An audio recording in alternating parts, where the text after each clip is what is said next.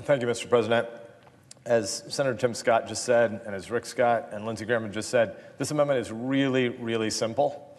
All we're trying to say is that we should help everyone who needs to be helped without us accidentally creating a disincentive to work that's not good for anybody in the country or the country as a whole. We're in the middle of two unprecedented crises right now. We have a public health crisis, and we have an economic crisis into which we're just entering, and we don't know how long the valley of this recession is going to be, but I want to be sure that every American who's watching tonight understands exactly what this debate has been about this afternoon. This debate is how you can be both pro-worker and pro-recovery, to be kind and charitable and actually also simultaneously affirming the ongoing dignity of work and the necessity of work as our country battles through this virus and ultimately rebuilds our economy. Nobody here is arguing about whether or not we should help workers.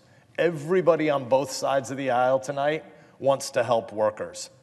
This is a debate about whether or not we're going to let a poorly drafted bill knock this nation still harder in the coming months by unintentionally increasing unemployment. That's what this debate is about. Right now, as the coronavirus is threatening our economy, we know who the real heroes are. The real heroes are not politicians. There are a lot of people who have been working all night, 5 or 6 nights in a row, but the heroes that are going to beat this virus and rebuild America are not politicians. The heroes are the men and women who are stocking shelves, the men and women who are picking up trash, the men and women who are driving trucks and delivering takeout, many of them converting restaurants which used to be sit-down into takeout restaurants, putting food on the table for a lot of their neighbors.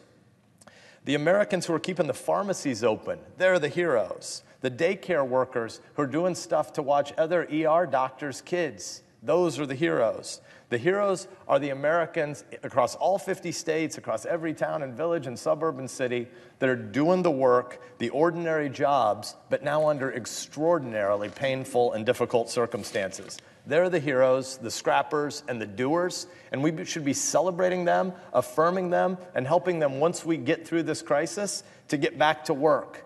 This bill has lots and lots of good stuff in it. I intend to support it as well. But there are pieces of this bill that are broken and that we can fix tonight. And if we don't fix them tonight, it's going to exacerbate our problems, and we're going to be back here in a month and in 2 months trying to fix these problems.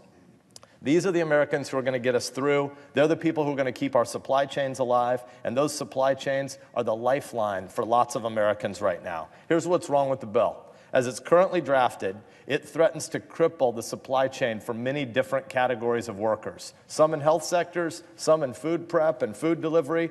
This bill, as currently drafted, creates a perverse incentive for men and women who are sidelined to then not leave the sidelines and come back to work. This bill creates a perverse incentive for many employers who should be wanting to try to maintain the employer-employee relationship. It creates a perverse incentive for them to sever that employer-employee relationship. Many other pieces of this bill try to tackle this problem in a really constructive way. The $350 billion for the Small Business Administration, it is trying to build bridge loan programs that help employers and employees be connected and remain connected through this downturn.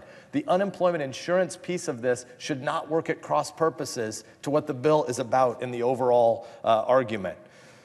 Nobody has a problem with the generous unemployment benefits that are in this bill. Nobody has a problem with the generous unemployment insurance benefits that are in this bill. They should be generous amid the national crisis that we're in. But we don't want this piece of the bill to create an incentive for folks to stop working, to have their employers push them away, when the employer and employee should be trying to rally around and together to help us build through this crisis.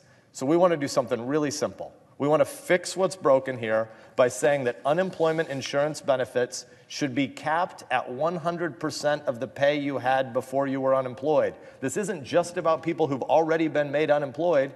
This is about people who are going to be made unemployed in the coming weeks.